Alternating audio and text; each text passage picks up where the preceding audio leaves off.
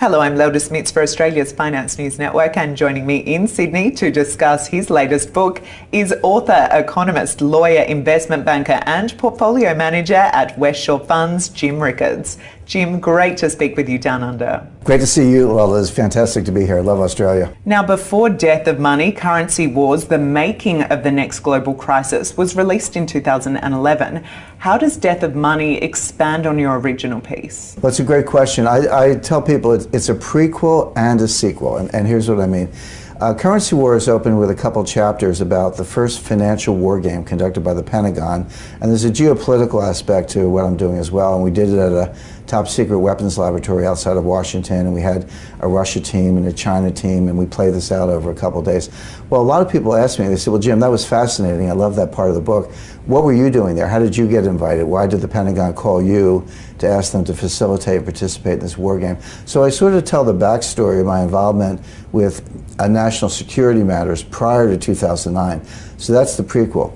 The sequel is to take the story of Currency Wars forward into what I expect to be the collapse of the international monetary system. So, Jim, what exactly do you mean when you say the collapse of the international monetary system?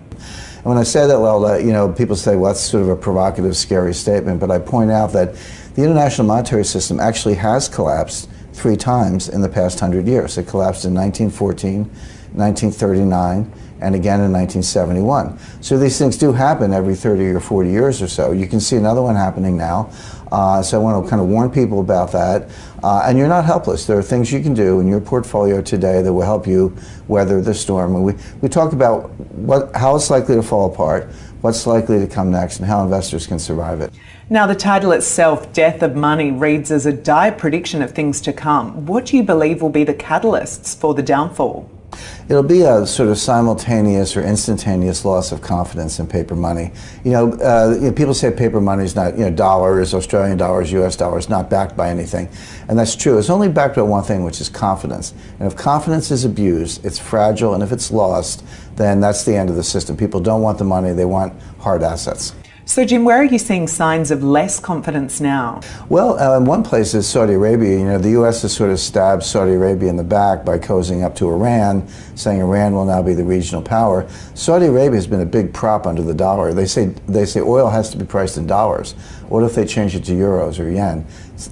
Putin has said he wants to turn his back on the dollar. The Chinese are buying gold. So you look around the world, you see all these threats to the US dollar. Jim, you write that the next financial collapse will resemble nothing in history. If we have nothing to compare it to, how do you envisage it will unfold? Well, the next collapse will be like nothing in history because it will be bigger than all the previous collapses. And this is actually, there's a scientific basis for this. When you increase the scale of the system, let's say you triple the size of the system, you don't triple the risk. You increase it by a factor of 10 or 100.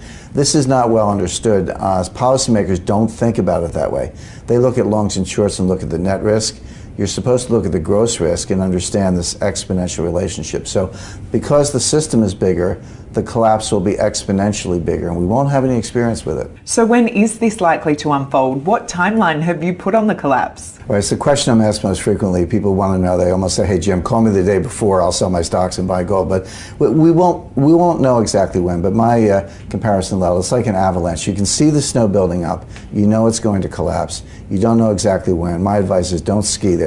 Whether it's tomorrow or next year or 2 years from now, it's still dangerous. You need to prepare for that and keep away.